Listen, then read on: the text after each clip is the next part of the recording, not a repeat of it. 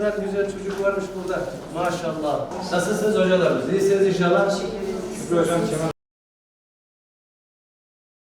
Yusuf, nasıl gidiyor matematik kursu? Maşallah. Senin delikanlı? Yakup. Evet, hadi bakayım. Allah zihin açıklığı versin. Biz de yeni sayfaya. Evet. Ben ikinci sayfa Tebrik ederim.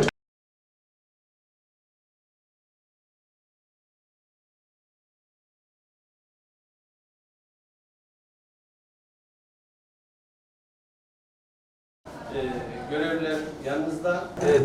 Memnunuz değil mi bu kurstan? Hepimiz seviyor muyuz bu resim kursunu? Evet. Hadi bakayım, hocalar da sizi seviyor. Yerde çok güzel. Hanım Çiftliği mahallemizdeki gençlerimize hocalarımız hizmet ediyorlar. Çok güzel bir mekan. Güzel çalışmalar var. Müzikten, resimden, zeka oyunlarından çok kapsamlı kurslar veriliyor. Hocalarımıza gezdik, sınıflardaki gençlerimizi ziyaret ettik. Gençlerimiz gayet moralleri yüksek, kursları beğeniyorlar, severek geliyorlar. Bir de evlerine yakın, mahalle içindeki bir mekan. Bir trafik problemi yaşamadan bu kurs merkezine geliyor. Aynı zamanda kütüphane olarak KPSS sınavları, üniversite sınavları, liseye geçiş sınavlarına hazırlık kursları da veriliyor.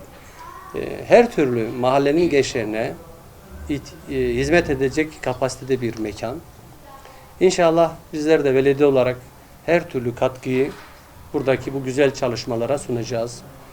Gençlik Spor Müdürlüğümüzle, buradaki hocalarımızla, bizim Gençlik Spor Müdürlüğümüz, belediyemiz bünyesindeki müdürlüğümüz sürekli bir koordinasyon halinde çalışıyor. Bölgedeki hemşehrilerimiz, ailelerimiz, kardeşlerimiz çocuklarını hem kütüphane hizmeti, hem kurs hizmeti, hem de yaz tatilindeki bu diğer resim, müzik gibi kurslardan istifade etmeleri için çocuklarını buraya yönlendirmelerini tavsiye ediyoruz. Ailelerimiz müsterih olsunlar. Devletin her türlü imkanı burada var. Hocalarımız işin ehli, her türlü katkıyı sunacağız. Gönül rahatı içerisinde çocuklarını, evlatlarını buraya gönderebilirler. Hocalarım teşekkür ediyorum. Gençler başarılar diliyorum. Çalışmalarda kolaylık diliyorum. Bizler sürekli yanınızda olacağız.